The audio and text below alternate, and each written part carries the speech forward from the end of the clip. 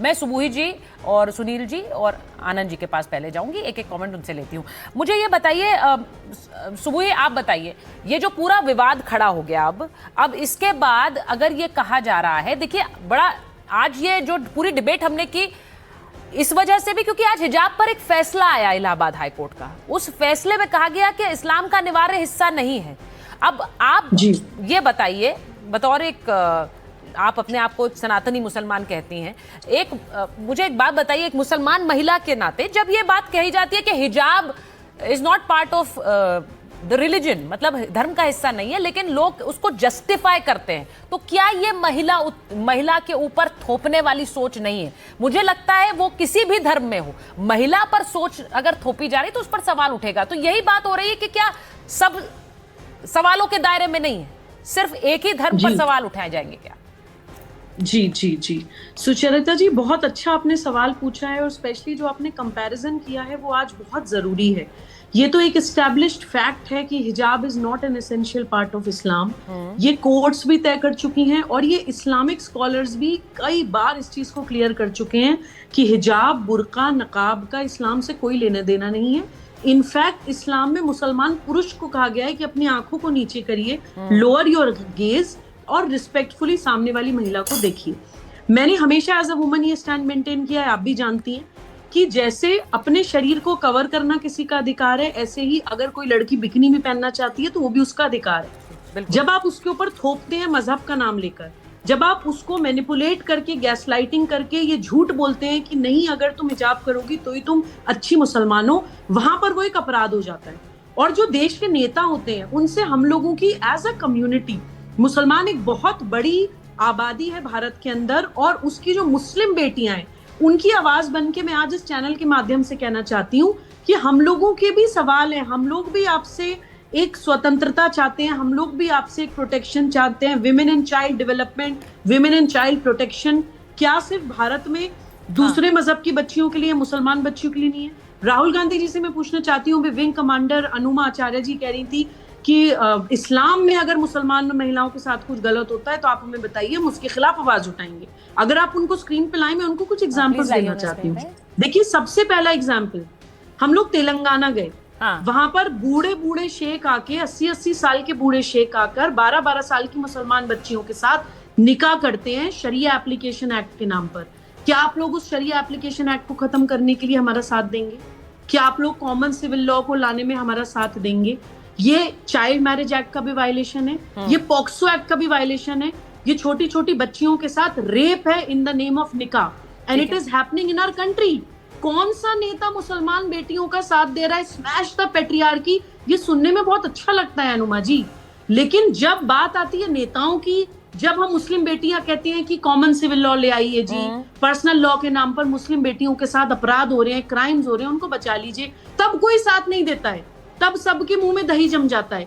क्या मुसलमान बेटियां भारत की बेटियां नहीं है? Very important. मैं आपसे एज अ वुमन ये सवाल पूछ रही हूँ, मैं किसी पॉलिटिकल पार्टी का हिस्सा नहीं हूँ। नहीं, सुबोई जी जो आपने पूछा, मुझे लगता है मैं आनंद जी के पास, संजय जी, सुनील जी के पास जाऊं, उससे पहले मैं आप ही के पास आती हूँ अनुमा जी, बिकॉज उन्होंने डायरेक्टली आपको क्वेश्चन किया है। वो पूछ रही है स्मैश द पेट्रियार्की जब आप कहते हैं तो मुस्लिम महिलाओं के हक के लिए कौन खड़ा होगा, क्योंकि जब हम वो बात उठाते हैं तो कोई नहीं उठता, तो आप मतलब ये नैरेटिव सिलेक्टिव क्यों है? अनुमा जी जवाब दे दीजिए।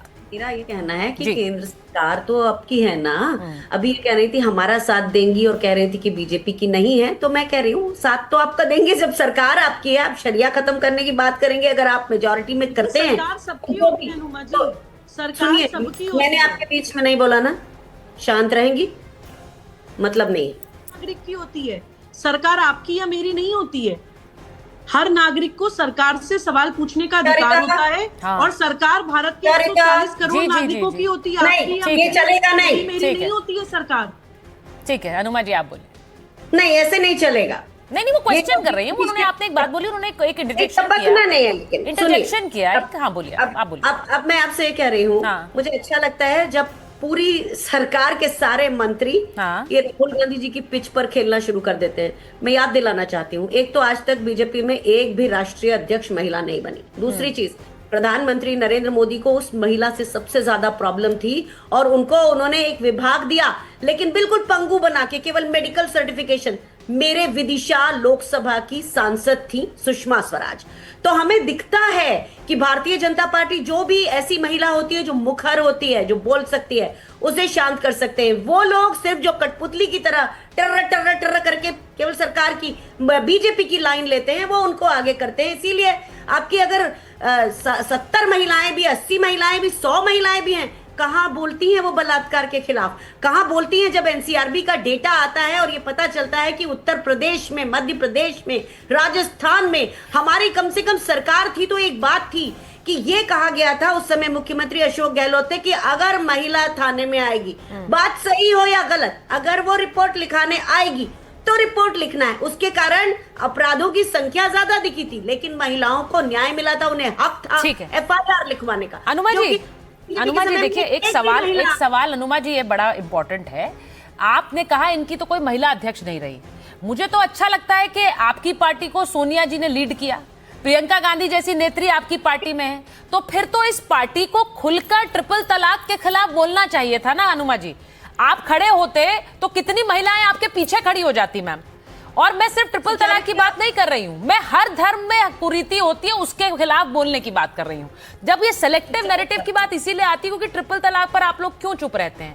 जब आज हिजाब का मुद्दा आया है और कोर्ट कह रहा है, तो उस हिजाब के मुद्दे पर मुझे लगता है एक स्टैंड लेने की जरूरत है। It is not part of uniform. अगर कोर्ट कह रहा है कि आपको नहीं अनिवार्य है, आप स्कूल में मत जाए हिजाब पहनकर, तो स्टैंड आप ले पाएंगे। सबसे बड़ी बात यह है सुनील जी, आप लोग स्टैंड ले पाएंगे। हम एक धर्म में कुरीति, मुझे लगता है हर धर्म की कुरीति पर बोलना खुलकर जरूरी है। वो हिंदू समाज में भी है, वो इस्लाम में भी।